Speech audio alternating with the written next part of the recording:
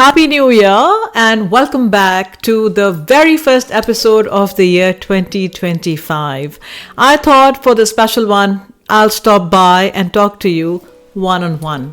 It's always great. Actually, I think one bonds better in a one-on-one setup. Groups are great, groups are fun, but one-on-one setup, you get to connect better. And also, I could not get over the serendipitous reality, which is that this episode is episode number 25, which is coincidentally the very first episode of the year 2025. How can I pass this opportunity by? So with that, I wanted to do a quick recap, walk back through the 24 episodes that we did in the year 2024. I still can't get over the beautiful serendipity of numbers showing up like that. We did 24 episodes in 2024 and we start year 2025 with the episode number 25. And I hope you've been watching our podcast because we do bring a lot of value, I think, not just because it's our podcast, but I think that's what we've heard from most of you. And I do appreciate the love. So going back to the very first one, a very special one with Shivangi, my daughter actually, because I do believe in seeking inspiration from the generation next. And it was a very insightful conversation. It was about leading with vulnerability and authenticity.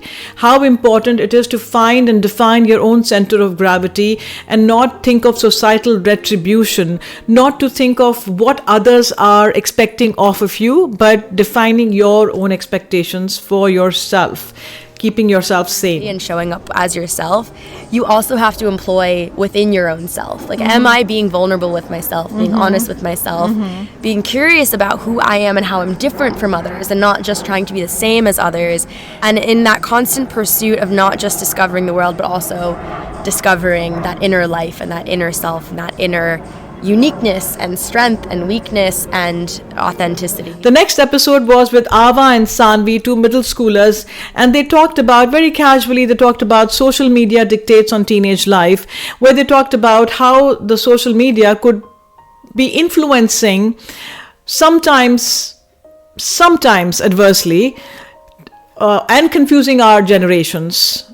So how we use what's around us is what matters. So be prudent about that. On YouTube, and I was just scrolling through videos, and this really young child, 10-year-old, popped up, and she's like, every month I take a retinol pill because I don't want to have wrinkles when I grow up. Oh my God. And I was like, you're not gonna, it's a part of living. You don't want to look too fake.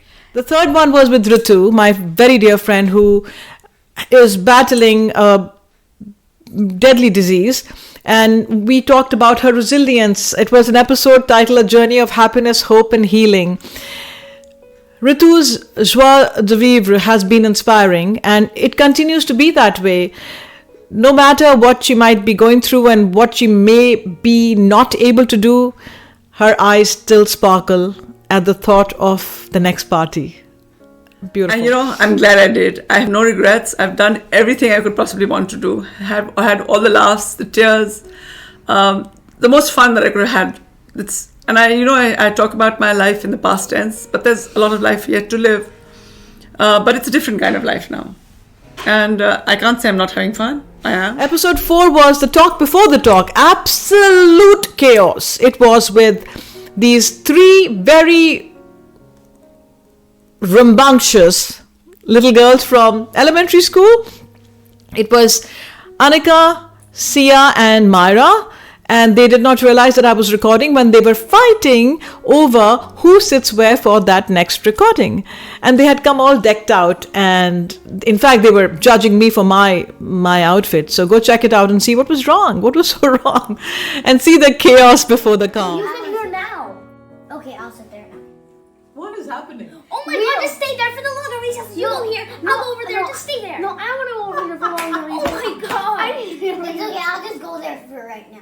Okay? That was then followed by the next episode, episode 5, which was Unfiltered Fun, where the same three girls then actually calmed down and spoke about the subject that they wanted to talk about, which was kids need a longer recess. Episode 6 was a tete-a-tete with my Aunt Nina, my father's younger sister, who is very articulate, is very resilient, very strong, courageous, and somebody I admire for the strength that she has shown and the strength of conviction and resilience that she's shown, having moved continents at a very young age, how she established herself and her life in a new country and continues to be independent despite whatever life brought her. And it's very compelling. In Newfoundland, and my husband's boss, they invited us for dinner, and I was speaking, and they said, I had just landed just a day earlier, and they said, how come you speak English so well? Where did you learn?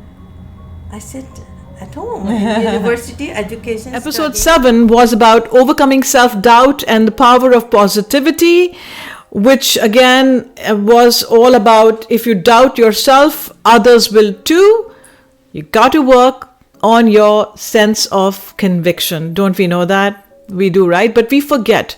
We need these constant reminders. Episode 8 was again a very casual talk with two very thoughtful and smart young ladies from middle school, Saanvi and Roma.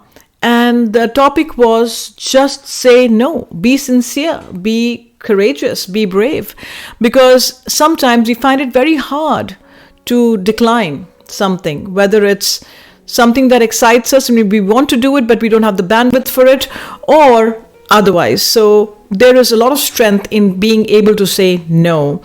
That was a brilliant conversation too. Asked me something, I can't say no. I don't know, I'm just too nice to them. I said, yeah, sure, even though I don't want to do that. You give no with an explanation like, oh, I'm busy, I don't have time to do this, I don't know how to do this, all that. Episode 9 was Heart and Hustle with Mayor Al Anthony, a very dear friend of mine, who I wanted to bring to Oats Uncut because I want to hear from the leaders what they go through and how they balance work, home, and volunteer service for the community they live in.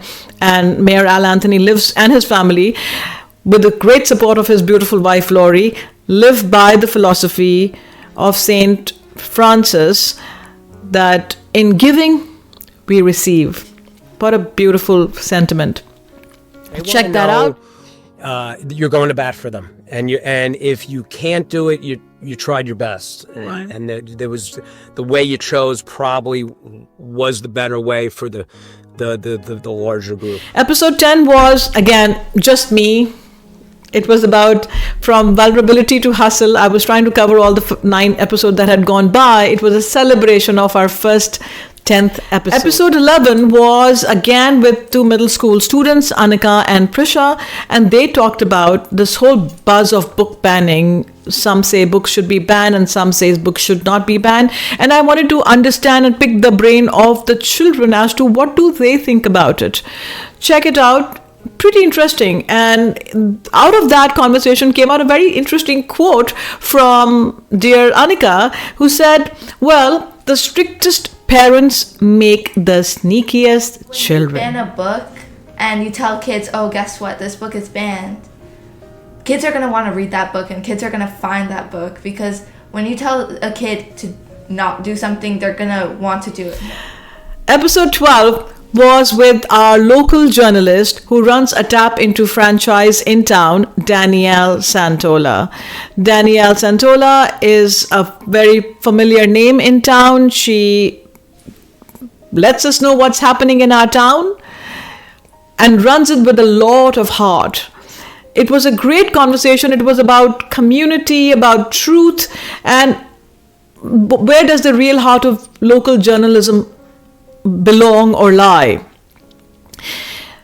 And another interesting point that she actually brought up was, she brought up the episode that I had done with my Aunt Nina, and in that episode I mentioned that I don't call her Auntie Nina, I call her Bua, Nina Bua, because in my culture each aunt and uncle has a specific name by virtue of my relationship with them.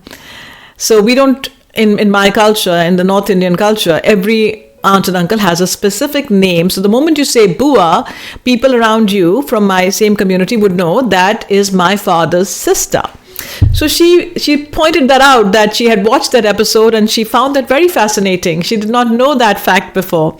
So that's what my endeavor is, that through these episodes, we learn a little more about each other. I'm trying to learn what the children have to say, and hopefully you will learn what they are saying, and something of value will come out of these conversations, because candid conversations always are somehow very raw and truthful. I approach it as a reader.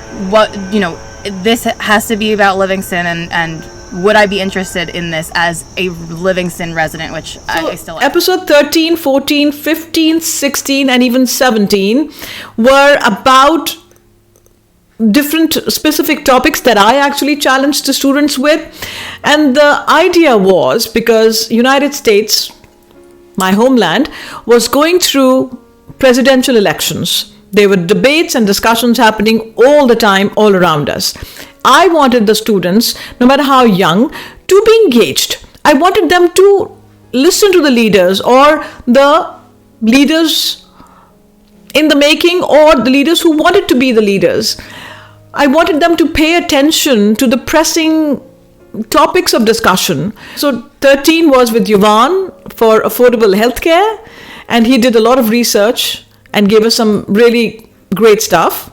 In a survey, out of 12,000 people, only 60% of people said that they knew all the important details about Obamacare and the Affordable Care Act. 15 was actually with Mayor Romano from the next town, Mayor Annette Romano, who I had bumped into at a luncheon. I was sitting on the same table as her, and when somebody introduced her to me, I was so excited to see another female leader. I don't see enough female leaders, and I know that women have the chops for it. So I was so excited, and I went to her and I introduced myself to her, because what do I have to lose, right? By introducing myself and saying it's a pleasure to see her, to know her, and to know what she does, and commend her for her position and her commitment to the community.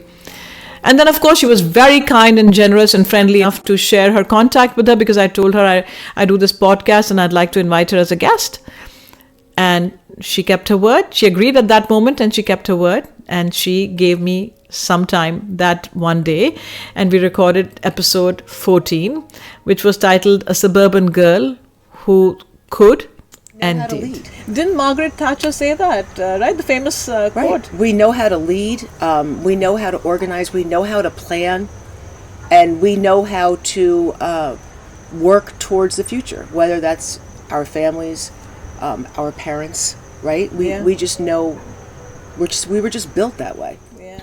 Episode 15 was with Sia, another student of Orator Academy.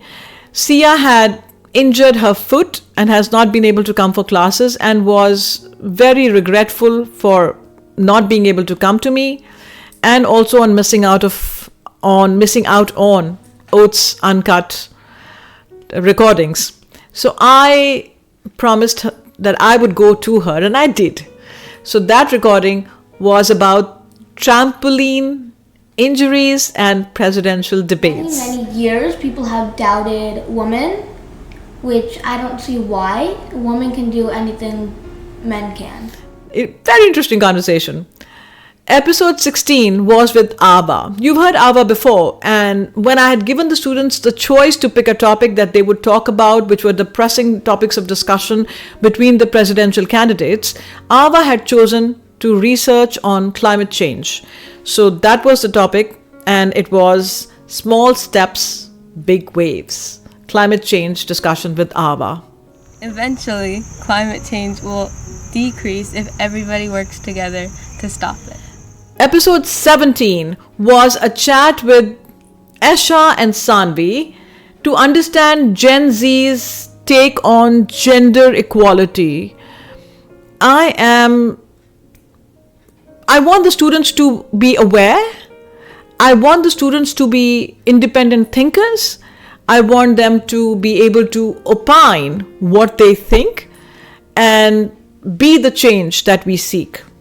So I was very happy that they chose that topic to talk about, because it was all about breaking stereotypes and how communication plays a big role, because it's also speaking and listening and observing. It's all part of communication. I remember reading on this article, I think it was about 70% of social workers or healthcare workers were women, like 70% are women, and they still get paid less than men. Episode 18 was with a very bright student of mine. I mean, they're all bright and brilliant, but I saw her after quite some time because now she's a bit of a celebrity. Yes, it was with Arya, who was the youngest contestant in Spelling Bee, I think last year or maybe year before. And I think youngest from the county, or she led the county, but she did extremely well. She absolutely loves spellings. She works very hard on knowing the right spellings. And she did, the first time she tried her hand at the spelling bee, apparently at the very first word, she froze. And that threw her off. And then she sought coaching. She went back to Spelling Bee with so much confidence and conviction, knowing that she knew what she had to bring to the table. And she did extremely well. So since she did so well in her category, that she was noticed by the TV channels. And the Kelly Clarkson show invited her with Scarlett Johansson, I think. And it was a fun experience. It was great exposure for her. So then I took this opportunity to invite this mini celebrity over to chat with me for this episode of Orator Academy Talks Uncut, OATs Uncut. That's episode 18. You have to be confident in your word and how you're spelling it, because if you second guess yourself, you maybe right the first time, and if you second guess yourself on that word, then you will probably get it wrong. Episode 19 was with this couple that I know, Mariette and Ash, polar opposites, very articulate, love music, love art. Their house is like a mini museum. He is a banker, she is an engineer. So their approach to life is very different. And how do two people who are so polar opposite of each other build a world of their own together?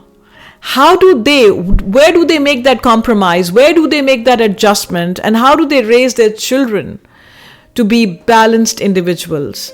That was my conversation that I wanted to bring to you, because it's very interesting to see these stories playing out in our own world around us. You'll enjoy it. It's a fun episode. Very comfortable with the skin. And from that distills a simple rule of simplicity, and with that simplicity comes that.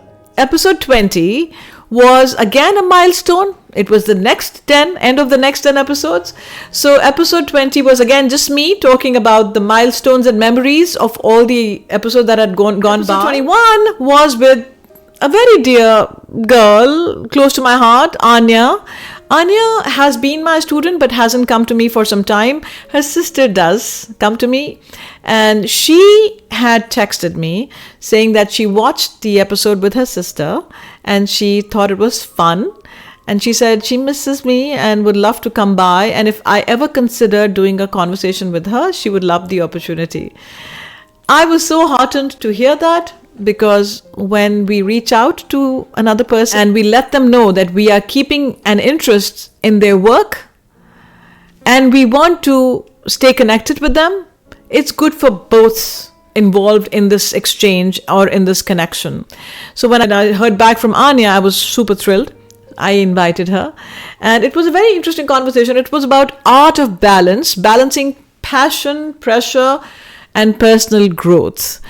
She is a freshman in high school, so at an interesting point in life. So this is a must listen to perspective also. And she brought a beautiful poem to share. So check that out if you haven't heard it yet. I think that's the beauty of it, because then as winter comes, you start to appreciate everything that isn't there anymore. See? Where is this coming from? This is just... Episode 22 was with an inspiring leader, also a dear friend of mine, Miss Patricia Seabold, the longest serving Essex County Commissioner and freeholder. Miss Seabold is in her 80s. She's close to my mother's age. And she is very inspiring because she still is interested in working for the community. She's still interested in community matters and plays an active role. That's quite inspiring. So I thought it'll be an interesting conversation for you to partake in also. Check it out. Keep fighting and not give up. Just as women got the right to vote after not being allowed to vote, just as blacks got the right to vote and be citizens, we just have to keep fighting because it hasn't ended and it's not going to end tomorrow, and we're just going to have to continue to fight for what is right. Episode 23 was with 5 of my students, Annika, Prisha, Shivangi, Saanvi and Esha. We just decided to just sit down on the carpet and talk. So in that episode and the episode that came after, 23 and 24, was both done, recorded at the same time, but played separately, published separately, because we didn't want to publish too long a conversation for you. But it was the quality of the sound may be compromised because we were passing on the microphone. You know, we are doing a very kind of a homegrown podcast over here. So the discussion on the carpet was about awkward silence, about what is average. And it was an unfiltered conversation, funny, yet some depth in it. Check it out. Prefer to use the awkward silence treatment, or would you prefer to just say what you want to say? Say what you say and mean what you say. And let the words fall out. Honestly. And then, of course, the last episode of 2024 was with the same group, and it was about, do you believe in luck, grades, and much more. It's very insightful. It's very important for us to hear what the kids have to say. And that brings us to this episode, which is episode 25 of the year 2025. Well, no. The first episode, that brings us to this episode, which is episode number 25, that also happens to be the very first episode of the year 2025. I know you're probably thinking of making resolutions. What are going to be my resolutions this year? What have I accomplished in the last year? I find resolutions a bit burdensome, though it's good to have a sense of direction where you want to go. But I believe in making resolutions on a daily basis. So short-term goals, which I feel are easier to kind of keep me on track. Because if I didn't do it today, I will do it tomorrow. Instead of saying, okay, I didn't do it this month, I'll do it next month. So I make short-term goals. One thing that I would advise, that I'd leave you with, is if you have to make one resolution, if you have to decide to be one thing, just be you. Just be the real, authentic you. Like I have a quote on the wall here by Mandy Hale, which you can't see right now, but says, just be yourself. Let people see the real, imperfect, flawed, quirky, weird, beautiful, and magical person that you are. So truly, have that faith in yourself, respect yourself for who you are, be yourself no matter where, no matter when. Why be a copy when you can be more valuable being your original selves? So I leave you with Mandy Hale's quote, and with the message to just be you in this year and beyond. It's addicting, it's beautiful, it's easy. Much love and lots of good wishes for the new year and beyond. I wish you all good health, joy, happiness, and peace in our world. Let's listen and speak. 2 years, listen and speak, kind and humane. Take care of yourselves.